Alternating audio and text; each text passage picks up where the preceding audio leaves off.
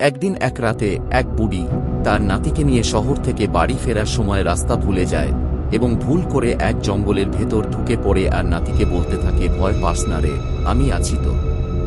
এই জঙ্গলটা পেরোলেই আমরা বাড়ি পৌঁছে যাব। তখন ছেলেটি তার ঠাকুমাকে জিজ্ঞেস করে, ঠাম্মা, চারিদিক এত চুপচাপ কেন? আমার খুব ভয় করছে। এই কথা শেষ না হতেই তারা দেখতে পায় দূরে গাছের আড়ালে একটা ছায়া দাঁড়িয়ে রয়েছে। এই ছায়া দেখে ছেলেটি কাঁপা গলায় বলে, ঠাম্মা, ওদিকে কে দাঁড়িয়ে আছে? বুড়ি পেছন ঘুরে বলতে থাকে, কে ওখানে? সামনে আয়। তারপর ওই ছায়াটি ধীরে ধীরে ওদের সামনে ভেসে আসে আর বলতে থাকে, এই জঙ্গল ছেড়ে কেউ জীবিত বেরোতে পারে না। ছায়াটির এই কথা শুনে ছেলেটি বলতে থাকে, ঠাম্মা, চল ফিরে যাই। নাতির এই কথা শুনে বুড়ি দৃঢ় কণ্ঠে বলতে থাকে, না, ভয়ের কাছে হার মানলে চলবে না। বুড়ির এই কথা শুনে ভূতটি ভয়ঙ্কর হাসি হাসতে হাসতে বলে, তোমরা কি জানো, এই জঙ্গলে যারা পথ হারায় তারা আর ফিরে যায় না। ভূতের কথাই রেগে গিয়ে বুড়ি বলে, তুই কে? কেন আমাদের পথ রোধ করেছিস? ভূতটি উত্তর দেয়, আমি এই জঙ্গলের অভিশপ্ত আত্মা। বহু বছর আগে আমাকেও এমনই এক রাতে এখানে ফেলে গিয়েছিল। আর ছেলেটি কাঁপা কাঁপা গলায় বলতে থাকে, তুমি আমাদের কি ক্ষতি করবে?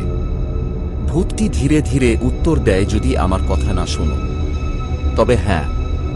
ভূতের কথা শুনে বুড়িটি একটি লকেট বের করে মন্ত্র জপ করতে থাকে, ও নমঃ শিবায়, অশুভ শক্তি দূর হ।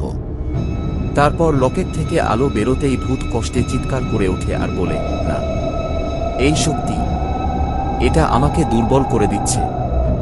ভূতের এই অবস্থা দেখে ছেলেটি বলতে থাকে, ঠাম্মা, আলোটা আরো বাড়ছে। ভূতটি চিৎকার করে বলে, থামাও, আমি শুধু মুক্তি চাই।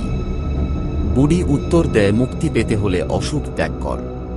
তারপর ছেলেটি কাঁদতে কাঁদতে ভূতটিকে বলে, আমরা তোমাকে সাহায্য করব, কিন্তু আমাদের ছেড়ে দাও।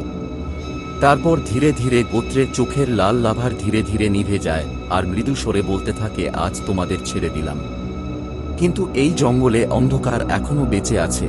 তারপর ছেলেটি তার ঠাকুমাকে জিজ্ঞেস করে, ঠাম্মা, সব শেষ তো?